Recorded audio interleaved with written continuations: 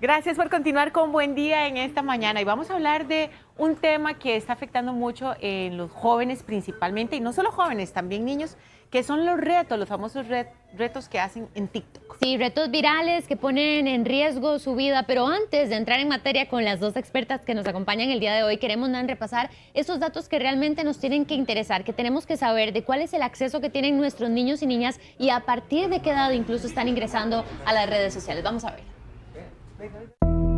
Hey. En Costa Rica el uso de las redes sociales se expande todos los días y su impacto en la sociedad es indiscutible. Por ejemplo, según el medio digital Data Reportal, para finales del año anterior habían aproximadamente 4.06 millones de usuarios de redes sociales en Costa Rica, lo que quiere decir que 8 de cada 10 ticos tiene acceso a estas plataformas digitales. Ahora, la pregunta del millón es: ¿y qué impacto tienen estas plataformas en los niños y jóvenes de Costa Rica?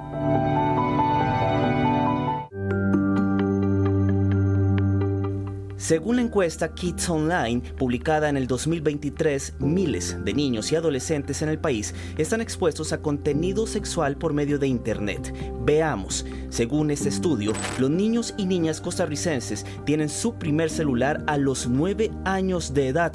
Y ojo a estos datos: 8 de cada 10 menores tienen acceso a Internet, mientras que 7 de cada 10 tienen celular con Internet. Pero las cifras se vuelven más preocupantes según la encuesta. 12 de cada 100 recibió mensajes con contenido sexual. 13 de cada 100 adolescentes tuvo contacto con personas desconocidas mediante Internet. Y 20 de cada 100 recibió maltrato vía Internet. Pero esta preocupante situación no es ajena en otros países del mundo. Por eso es cada vez más común ver noticias como esta otra, o incluso como esta. Por ejemplo, España anunció este 3 de febrero que prohibirá el acceso a las redes sociales a menores de 16 años. De la misma forma, España se unió a otros 5 países europeos para avanzar en la regulación de estas herramientas digitales. Caso similar se vive en Australia, donde desde diciembre anterior utilizan candados tecnológicos y multas a quienes faciliten el uso a menores de 16 años a redes como Facebook, Instagram, TikTok, YouTube, Snapchat, entre otras. Cerramos esta información consultándole a usted como madre o padre de familia. ¿Estaría de acuerdo con que estas medidas se apliquen en nuestro país?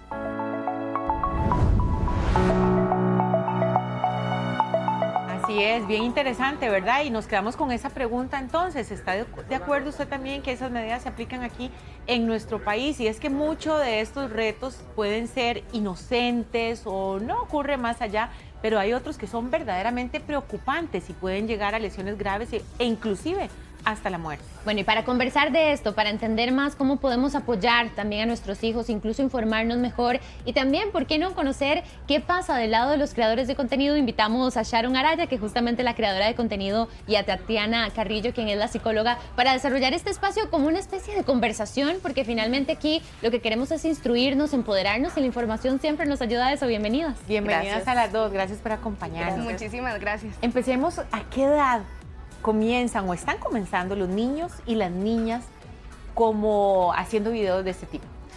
Es realmente lamentable, ¿verdad? Porque vemos ahora niños y niñas en redes haciendo TikToks, haciendo retos también.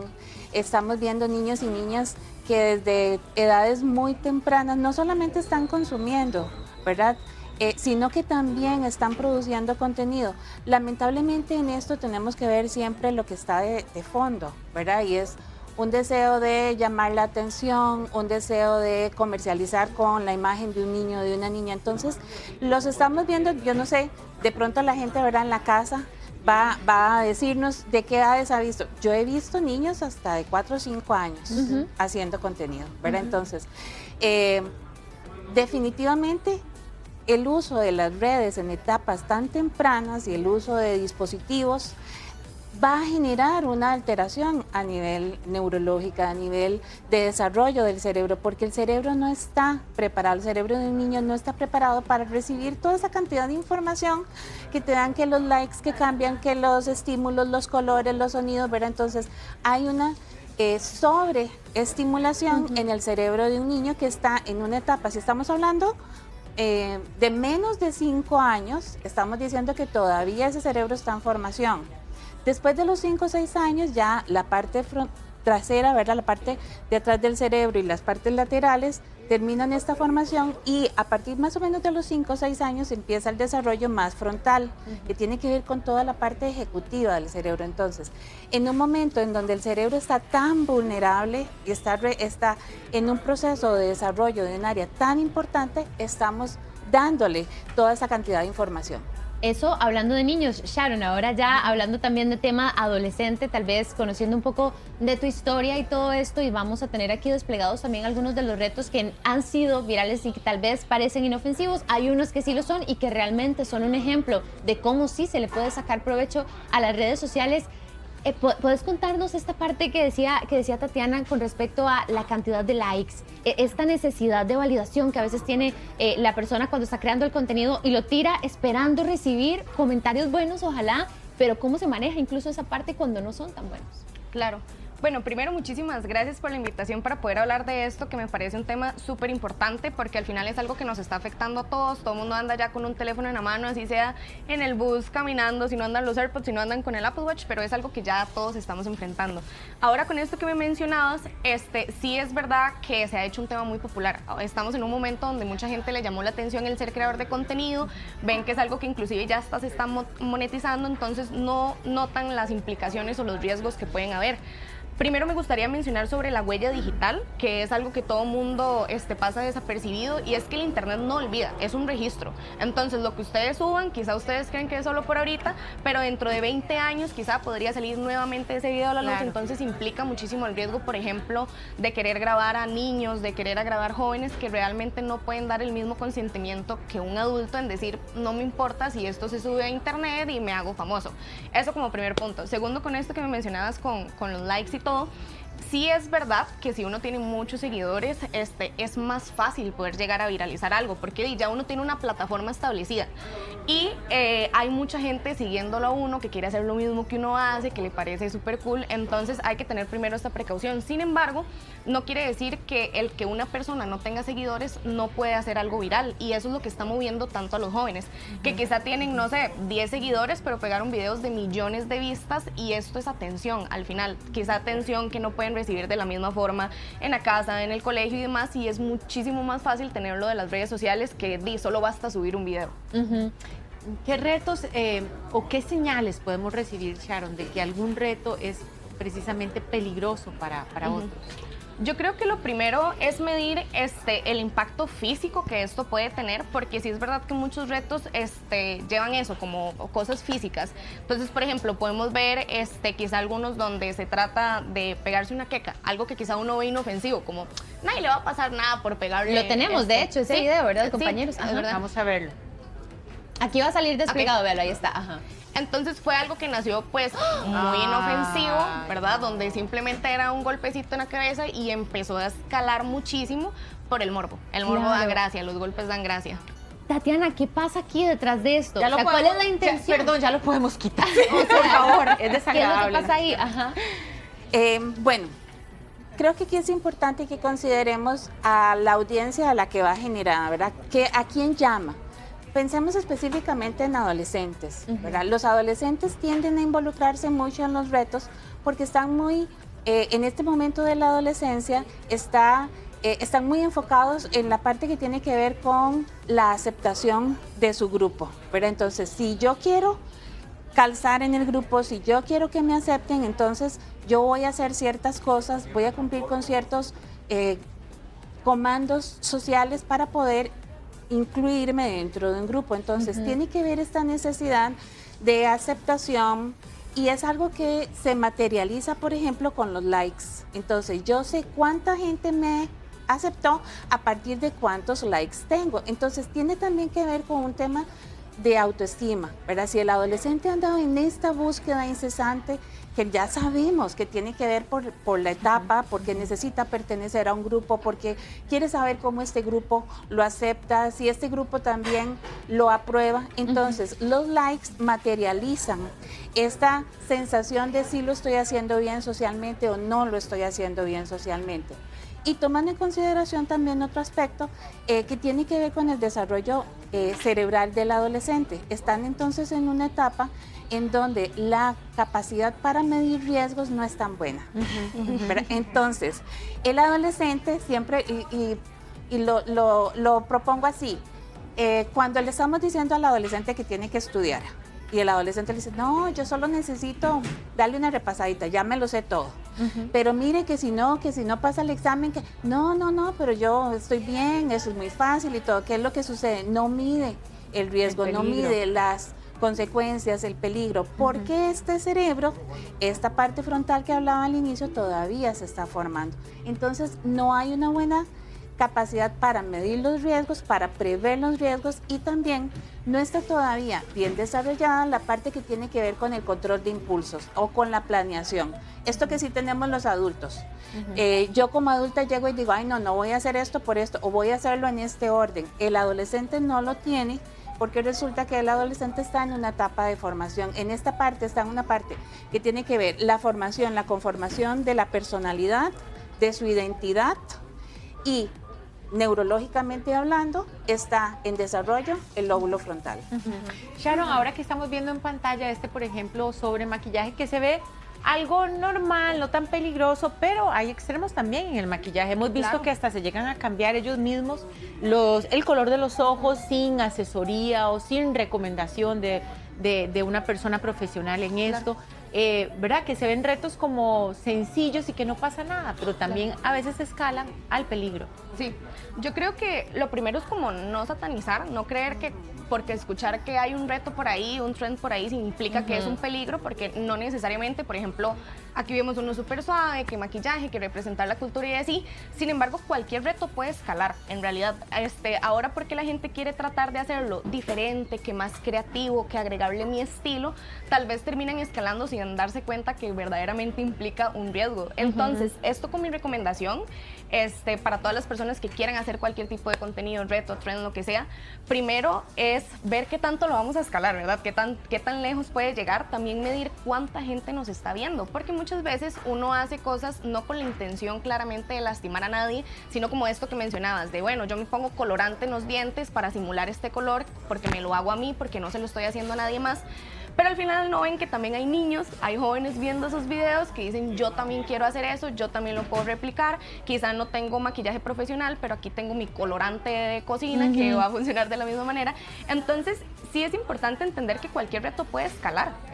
Depende si no tienen la supervisión adecuada, depende de qué tanto estilo propio le quieran agregar, pero tampoco hay que satanizarlos, tampoco hay que tenerle miedo en el momento que escuchamos un reto trend, simplemente estar al tanto de cuáles son las consecuencias que puede traer este video, que también eso es algo que muchas veces la gente no mide, como, voy a subir esto, ¿qué es lo que puede pasar? ¿Qué lo puede ver? Puede pasar mucho.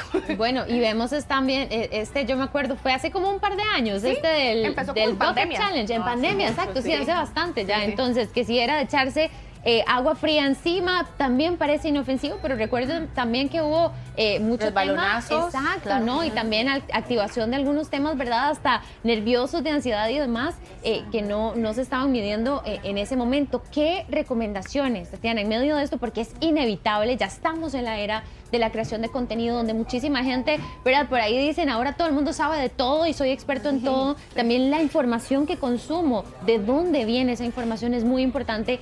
Como padres de familia, ¿qué se le puede decir a esas personas que hoy nos están viendo de manera en la que nos podemos educar para también orientar a nuestros hijos? Me gusta mucho lo que dice Sharon, ¿verdad?, sobre el satanizar, ¿verdad? Tenemos que tener cuidado y yo quisiera enfocarlo mucho a los adolescentes, que quizás son una población muy vulnerable en este sentido. Entonces, en primer lugar, hay que, como padres, como madres de familia, necesitamos trabajar en función primero de conocer qué es lo que está en tendencia, qué es lo que le llama la atención a los adolescentes, de qué es lo que hablan. Nos tenemos también que informar del tipo de reto que se está haciendo para precisamente esto que decía Sharon. Si el reto tiene una buena causa por detrás y mi adolescente quiere participar, ok, está bien. No podemos, de pronto tal vez lo que deberíamos evitar con el adolescente es entrar de lleno, de golpe y decirle, no, usted no lo puede hacer, mire que eso es malo. No, necesitamos escuchar. Estamos también en un momento en donde ellos están desarrollando el pensamiento crítico. Entonces yo necesito entrenar ese pensamiento crítico. ¿Cómo lo entreno? Bueno, investigando yo, contándole, por ejemplo, mira, vi un video sobre esto y esto, ¿a vos qué te parece? ¿Vos qué pensás sobre esto? Bueno, y si haciendo esto sucede tal cosa, ¿qué te parece? ¿Qué podría hacer esta persona en esta situación? Entonces, a partir de preguntas, a partir de experiencias que yo agarro de otras personas, a mí me encanta recomendarle esto a los papás. No le hablemos a los adolescentes del sermón, de mire que usted tiene que hacer y en esta investidura no, sino más bien en un acercamiento más confiable, en un acercamiento en donde yo lanzo una pregunta y escucho la respuesta. No sin teléfonos, sin nada, sino preguntándole a mi adolescente y poniéndole atención cuál es su perspectiva. Y otra cosa importante es que muchas veces les falta información, pero les falta información real.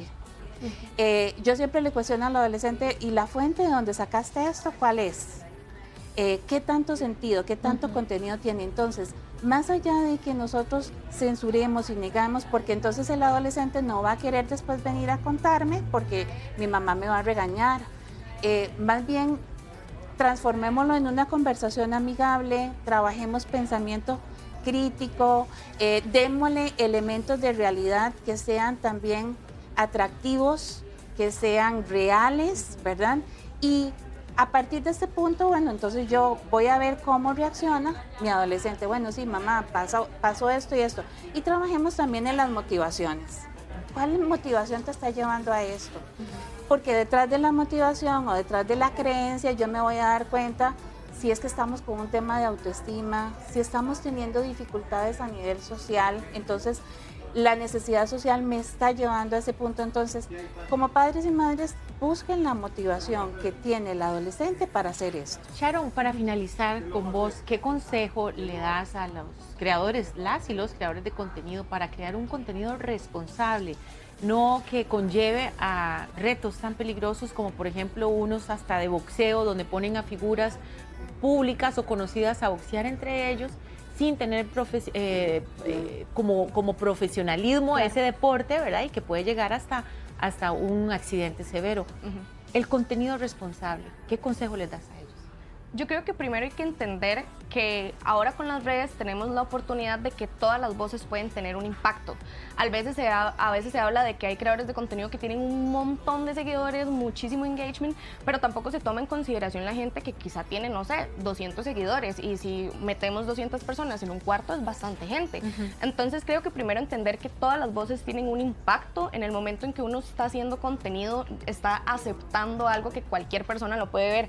Yo en mi caso, yo trato de hablarle de, pues tal vez a personas mayores de edad. Eso no quiere decir que no me estén viendo niñas. Claro. Una vez me llevó una sorpresa porque en un concierto una mamá me pidió una foto para la hija. Yo pensé que me iba a salir de ahí, no sé, alguien más o menos de mi edad, y era una cosita de esas así. Sí. Entonces primero entender eso, que todas las voces... ahí te sentiste todavía con más, sí, tengo que ser más responsable. Claro, porque en ese momento yo venía empezando, no tenía muchos seguidores ni nada. En mi cabeza yo decía, nadie me ve. Y creo que ese es el primer error, creer que nadie lo está viendo a uno, porque hoy en día con las redes cualquier persona tiene acceso, cualquier persona puede llegar a ver el contenido que se publica. Entonces, entender el impacto que tenemos y que sí tenemos una responsabilidad. Claro. Muchas veces se habla de que eso está, qué sé yo, solo en los padres, en los encargados, en las casas, pero al final también está en la gente que promueve ese contenido, que lo viraliza y demás.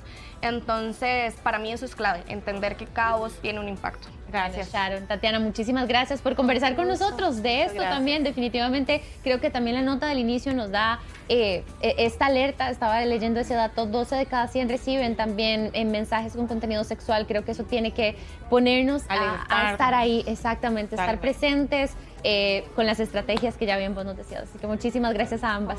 ¿Cómo las pueden encontrar en sus redes sociales? Tati Carrillo, Psicoayuda. Con muchísimo gusto.